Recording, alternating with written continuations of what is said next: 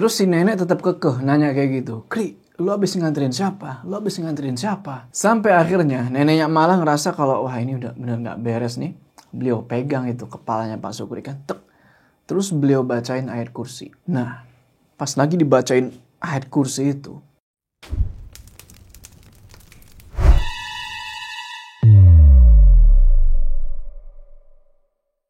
Assalamualaikum teman-teman, balik lagi sama gua Jauh. Apa kabar kalian semua? Semoga kalian semua menonton video ini diberikan kesehatan, lancar, kesekian, selalu dimudahkan urusan-urusannya dan selalu dilindungi dari segala mara bahaya di dunia ini. Yes, balik lagi di House Horror, dimana di segmen ini gua akan ceritain cerita-cerita horor kalian yang mungkin aja nih jadi nama gua. Pada kali ini ada cerita dari seseorang yang namanya itu Mala. Dimana waktu itu ya, kalau nggak salah waktu dia kelas 4 SD. Bapaknya si Mala bisa dibilang kemasukan. Dan sampai sekarang bapaknya ini masih belum normal. Dia sendiri pun bingung nih, gimana caranya supaya bapaknya ini bisa normal lagi. Nah, mungkin kalian penasaran nih, gimana sih awalnya bapaknya Mala ini bisa kemasukan? Penasaran kan?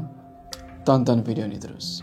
Bagi kalian yang pengen berbagi cerita lewat channel ini, kalian bisa kirimkan cerita horor kalian ke email di bawah ini ya. Oh ya, sebelum kita masuk ke cerita, gue mau mampir dulu nih ke Darmaster. Gue mau cuci muka dulu. Let's go. Oke, ini. Kalau untuk tempat hasilnya, aku akan bantu kamu.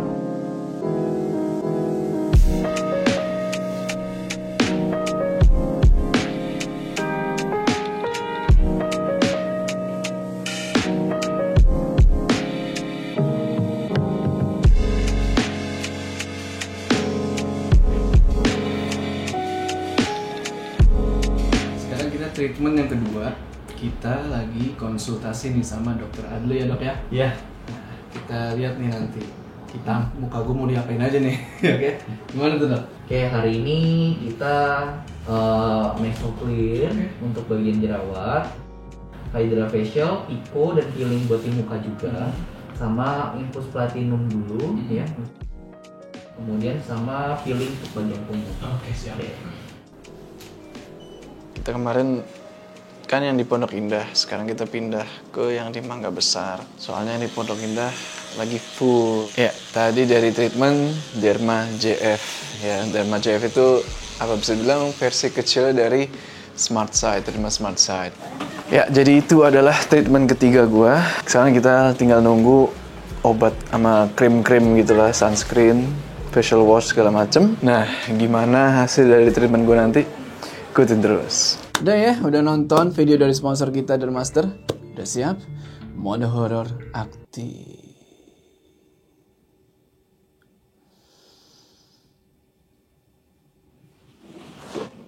Jadi, pertama kali bapaknya Mala ini kemasukan, itu pertama yang ngelihat mamahnya duluan nih. Waktu itu kalau nggak salah sekitar jam 1 malam. Bapaknya Mala pulang nih dari tempat kerja. Nah, di situ mamahnya Mala emang belum tidur. Beliau lagi masak lah, bikin dagangan buat besok jualan. Papahnya Mala, kita sebut aja namanya itu Pak Sukri. Nah, kalau mamahnya ini kita sebut aja namanya Bu Itun. Nah, pas Bu Itun lagi masak ini kan, kedengeran nih suara motor Pak Sukri datang. Tapi Bu Itun di situ ngajutin masak.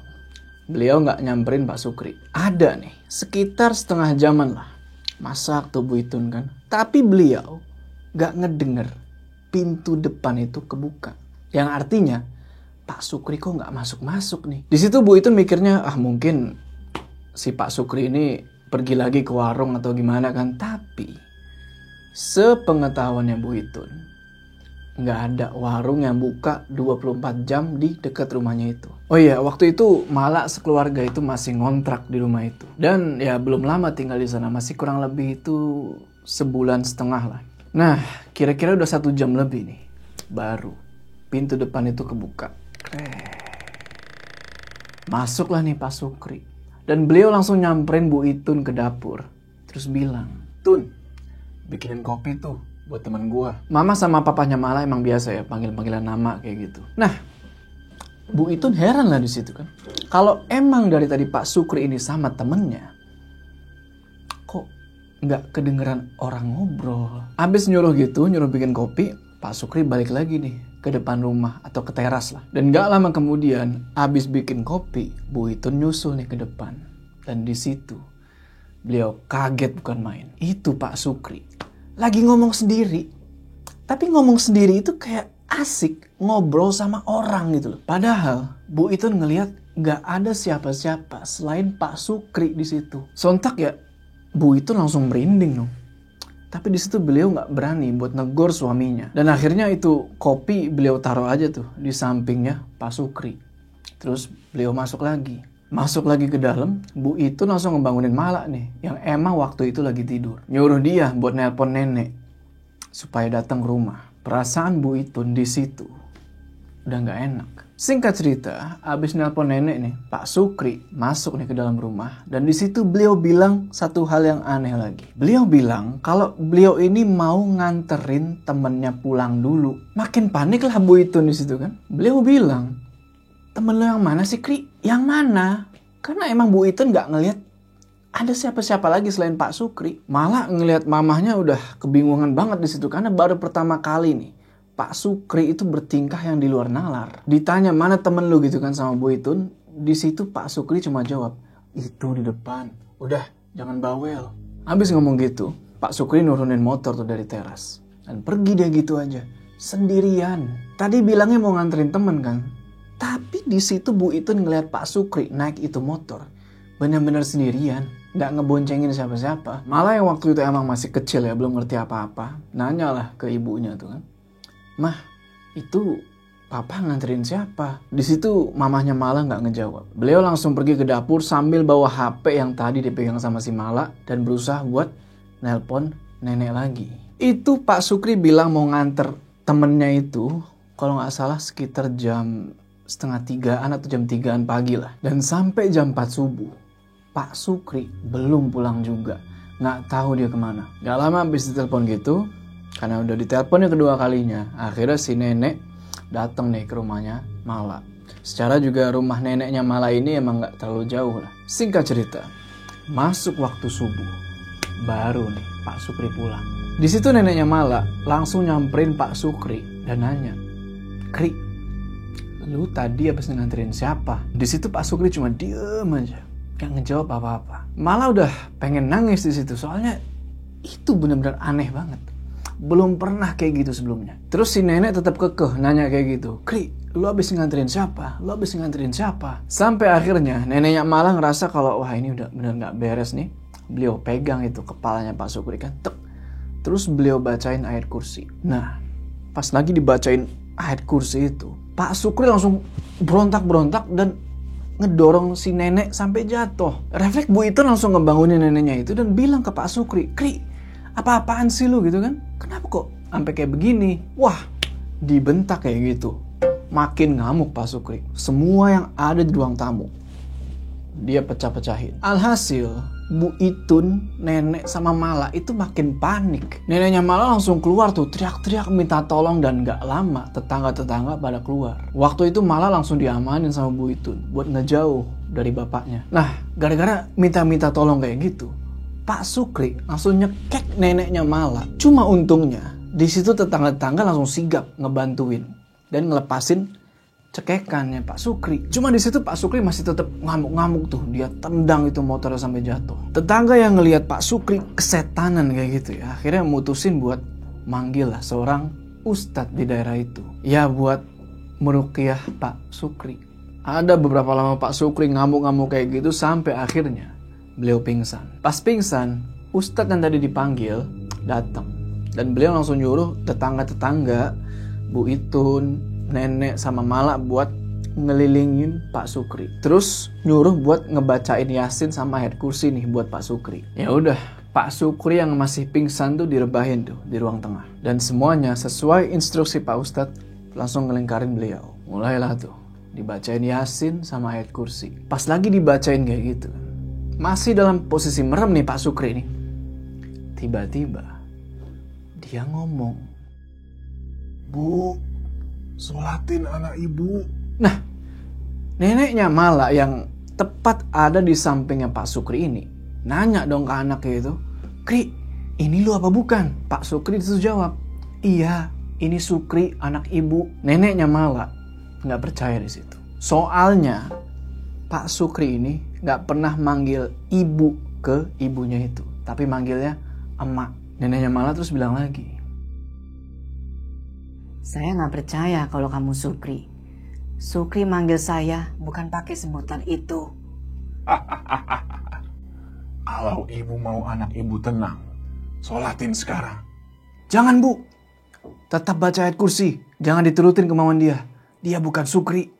Bohong. Ibu harus percaya sama anak ibu. Sukri sudah mati, Bu. Ibu, sholatin Sukri sekarang. Di situ neneknya Mala nggak ngejawab apa-apa. Beliau tetap tuh bacain ayat kursi, baca. Tapi di situ Pak Sukri tetap teriak-teriak, Sukri udah mati, sholatin Sukri. Tetap kayak gitu sampai kira-kira itu sekitar jam 6:30 pagi. Baru Pak Sukri ini sadar.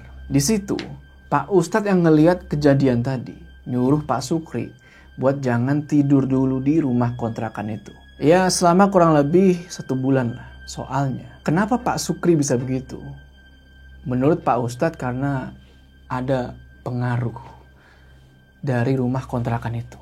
Setelah keadaan udah kondusif, baru Ustadz ini cerita. Kalau rumah kontrakan yang keluarganya Mala ini tempatin, itu dulunya adalah bekas makam atau kuburan. Di depan kontrakan itu ada rumah kosong, lumayan gede. Nah, Pak Sukri ini sering banget duduk di teras rumah kosong itu sambil ngerokok. Soalnya itu terasnya lumayan luas. Cuma nggak tahu nih, apakah Pak Sukri kena gangguan juga dari rumah kosong itu atau enggak. Neneknya Mala akhirnya nyuruh Pak Sukri, Bu Itun sama Mala buat tinggal dulu di rumahnya Bibi. Yang kebetulan di rumah bibinya Mala itu ada 1 kamar kosong yang kepisah. Jadi lumayan muat lah buat mereka bertiga tidur di situ. Posisi kamarnya itu di belakang rumahnya Bibi. Nah, di situ ada kamar mandi nih, yang airnya masih ngambil dari sumur yang ada di sana. Jadi di dalam kamar mandi itu ada sumurnya. Singkat cerita, pindahlah mereka semua. 3 hari di rumahnya Bibi. Pak Sukri ini masih baik-baik aja. Tapi di hari keempat, kalau nggak salah waktu itu sekitar jam 3 pagi. Dimana Bu Itun ini emang sering bangun di jam segitu buat ya biasalah nyiapin dagangan. Nah, jam 3 pagi bangun nih Bu Itun kan. Set. Beliau lihat Pak Sukri udah nggak ada. Bingung lah beliau kan. Nggak biasanya nih suaminya bangun jam 3 pagi. Kemana suaminya nih? Alhasil beliau carilah itu suaminya kan ke sekitaran. Sampai akhirnya beliau nemuin Pak Sukri ada di kamar mandi. Dan Pak Sukri ini lagi berdiri di pinggir sumur. Seakan-akan kayak mau loncat ke dalam sumur itu. Sontak Bu Itun langsung teriak-teriak tuh minta tolong. Dan malah yang waktu itu lagi tidur, karena ngedenger teriakannya Bu Itun langsung kebangun. Dan langsung meluk itu ibunya. Juga Bibi, Mamang atau omnya Mala ikutan bangun dan keluar. Pak Sukri langsung ditarik tuh sama mamangnya Mala supaya turun dari sumur itu. Dan di situ Mala ngelihat kalau matanya Pak Sukri itu udah serem banget, merah banget matanya. Gak lama setelah itu Pak Sukri bilang, Sukri mau mati aja. Sukri udah mati. Ibu harus sholatin Sukri sekarang. habis itu Pak Sukri pingsan dan wah, di situ makin panik lah mereka. Akhirnya bibinya Mala inisiatif lagi nih buat manggil seorang ustadz buat nyembuhin bapaknya Mala ini. Ada tuh berjam-jam Pak Sukri nggak sadar. Sampai tetangga-tetangga itu pada diundang buat bantu ngedoain Pak Sukri. Di situ si ustadz yang tadi dipanggil setelah ngelihat keadaannya Pak Sukri bilang ke nenek, saya bingung anak ibu kenapa. Kayaknya anak ibu bukan cuma kemasukan yang ada di kontrakan itu, tapi ada sesuatu yang lain. Akhirnya, buat jaga-jaga lagi nih, Pak Sukri disuruh buat tinggal sementara waktu di rumahnya si Ustadz. Nah, selama tinggal di rumahnya Pak Ustadz, kita sebut aja namanya Pak Saim ya. Pak Sukri ini malah baik-baik aja. Malah nggak pernah sama sekali yang kemasukan sampai ngamuk-ngamuk gitu. Kata Pak Saim, Pak Sukri ini juga jadi rajin ngaji. Ada sekitar tuh sebulanan di rumahnya Pak Saim dan kan dirasa udah baik-baik aja. Akhirnya Pak Sukri ini disuruh buat balik lagi ke keluarganya, ke Bu Itun sama anaknya Mala. Oh iya, di situ mereka udah pindah ya. Mereka udah nggak di kontrakan yang waktu itu lagi, yang bekas kuburan. Tapi mereka udah pindah ke kontrakan yang baru karena ya takut kejadian yang sama keulang lagi. Nah, pas Pak Sukri udah balik lagi ke keluarganya, di sini keanehan belum selesai. Selama di rumah itu, malah ngeliat kalau bapaknya ini tuh jadi sering banget ngaji. Awalnya seneng dong, tapi ada yang aneh nih sama ngajinya. Makin kesini, ngajinya itu makin lama. Kadang sampai seharian dan itu nggak berhenti-berhenti. Nggak ke kamar mandi sama sekali, nggak makan. Bahkan tidur aja itu cuma bentar doang ya, paling cuma 10 menit. Di situ malah sebagai anak ya mulai curiga dong. Nah, Bu Itun waktu itu nggak tahu nih tentang keanehan Pak Sukri. Secara beliau sibuk dagang di kios, jadinya beliau ya kurang tahu lah tentang apa-apa yang udah dilakuin Pak Sukri di rumah. Beliau taunya kalau suaminya ini tahu-tahu jadi rajin ngaji aja karena penasaran. Akhirnya suatu hari malah nanya nih ke mamahnya, "Mah, papa ngajinya lama banget. Malah nggak lihat papa ke kamar mandi. Tidur juga sebentar banget." Mana ada. Malah nggak lihat kali papa ke kamar mandi. Di situ malah cuma diem, nggak ngejawab apa-apa. 2 hari setelah itu, setelah percakapan itu, Bu Itun nggak dagang nih, tumben. Malah waktu itu nggak tahu mamanya ini nggak dagang karena apa? Apa karena penasaran atau karena emang pengen libur aja? Sampai ada seminggu nih, Bu Itun nggak dagang. Dan ternyata beliau penasaran, pengen nyaksiin apa kelakuan suaminya itu selama di rumah. Sampai seminggu lebih tuh Bu Itun nggak dagang dan bener aja. Apa yang malah bilang, Pak Sukri ini rajin banget ngaji, tapi ngajinya itu aneh. Dan seiring berjalannya waktu, kelakuan beliau yang suka ngamuk-ngamuk, minta-minta buat disolatin dan semacamnya itu balik lagi.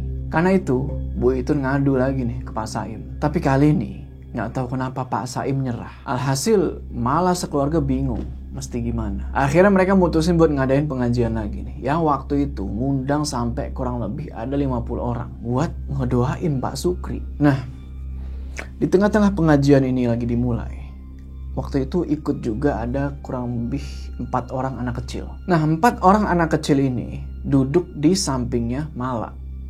Dan Mala ngedenger mereka bilang kalau anak-anak kecil ini ngelihat ada macan di sampingnya Pak Sukri.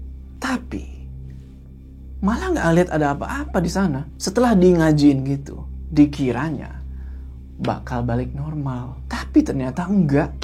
Terus aja tuh berkelakuan aneh. Sampai akhirnya neneknya Mala ini mutusin buat pergi ke salah satu tempat di daerah Bogor. Tempat temannya beliau yang bisa dibilang adalah seorang dukun ya, buat nyari tahu ada apa nih sama Pak Sukri. Di sini gue nggak merekomendasikan ya buat kalian buat pergi ke dukun. Lebih baik pergi ke ustadz yang ya agamanya lurus lah. Singkat cerita, dukun itu main nih ke rumahnya Mala buat ngelihat secara langsung. Sampai di rumahnya Mala, itu dukun langsung kaget. Menurut pengakuan dukun itu, dia ngelihat ada nenek-nenek di pojokan kamarnya Pak Sukri. Matanya hitam, badannya kurus tinggi, dan di belakang pintu kamar itu ada pocong. Dan abis ngeliat Pak Sukri, dukun itu nyimpulin kalau Pak Sukri ini lagi dikerjain sama seseorang yang beliau udah bikin sakit hati. Orang itu ngerjain Pak Sukri dengan ngirimin berbagai jenis makhluk ke badannya Pak Sukri, yang alhasil bikin beliau ini sampai sekarang belum normal-normal juga. Dukun itu bilang lagi kalau yang ngerjain Pak Sukri ini adalah orang Bali, perempuan. Ngedenger penjelasan si dukun itu, nenek sama ibunya Mala bilang kalau dulu waktu Bu Itun ini lagi hamil si Mala, Pak Sukri ini pernah selingkuh sama orang keturunan Cina. Ya bisa dibilang perpaduan antara Cina sama Bali lah. Pak Sukri dipaksa tuh buat ceraiin si Bu Itun, tapi di situ Pak Sukri nggak mau dan lebih milih Bu Itun. Mungkin dari situlah si perempuan ini sakit hati. Oke, dimulailah proses pembersihan sama si dukun itu. Itu dukun udah ngelakuin berbagai macam cara tuh, kayak kembang lah, sajen, air doa, segala macam cara ritual. Tapi nggak ada satupun yang ngefek buat Pak Sukri. Zonk hasilnya. Lama-kelamaan, Bu Itun nggak kuat ngelihat suaminya yang terus-terusan kayak gitu. Sampai akhirnya Bu Itun mutusin buat pergi ninggalin suaminya itu sama Mala. Alhasil tinggallah si Mala ini cuma sama Pak Sukri dan neneknya. Habis ditinggal sama Bu Itun, kelakuannya Pak Sukri makin menjadi-jadi. Mala itu pernah dicekek sampai hampir kehilangan nyawa. Dan kepala neneknya Mala nih pernah disiram pakai air mendidih. Untungnya neneknya itu selamat. Karena itulah Mala sama keluarga yang lain tuh mikir, wah ini bahaya kalau terus-terusan tinggal satu atap. Sampai akhirnya keluarga besar ini nemuin satu pesantren buat orang-orang terganggu kayak Pak Sukri ini. Akhirnya dengan susah payah Pak Sukri dibawa ke sana. Kiai di pesantren itu bilang kalau Pak Sukri ini bukan cuma dikirimin makhluk-makhluk aja, tapi beliau juga dibuat supaya benci sama anak dan istrinya dan ibunya, terutama sama ibunya. Karena waktu itu neneknya Mala ini sempat bentak-bentak si perempuan Bali itu. Secara ya, kok lu mau aja sih jadi selingkuhannya Pak Sukri gitu lah. Nah, inget kan waktu si Pak Sukri jadi rajin ngaji itu, ternyata gue nggak tahu ya gimana ceritanya atau caranya. Beliau ini sempat dikirimin jin, tapi jin ini jin muslim. Nah, jin muslim ini netap di badannya Pak Sukri selama beberapa waktu. Itulah kenapa doi jadi doyan ngaji. Tentang pesantrennya itu ada di daerah Garut. Malah sekeluarga mutusin buat ninggalin Pak Sukri di sana. Sampai sekarang nih Malah udah lulus SMA. Pak Sukri masih sama. Masih sama gangguan-gangguannya. Cuma untungnya udah nggak separah dulu. Nggak tahu kapan orang itu bakal berhenti bikin Pak Sukri menderita kayak gitu. Oke teman-teman, gimana tuh tadi ceritanya? Tulis pendapat kalian di kolom komentar ya. Oh ya, gue mau menyampaikan pesan dari si penulis ini supaya minta buat didoain lah bapaknya ini supaya sembuh gitu ya, supaya bisa kembali normal lagi. Jadi bapaknya Mala yang dulu. Oke, sebelum kita berpisah, jangan lupa kalian like video ini, dan bagi yang belum subscribe, ayo subscribe channel ini supaya kalian gak ketinggalan cerita-cerita selanjutnya gue. Sampai ketemu di cerita selanjutnya.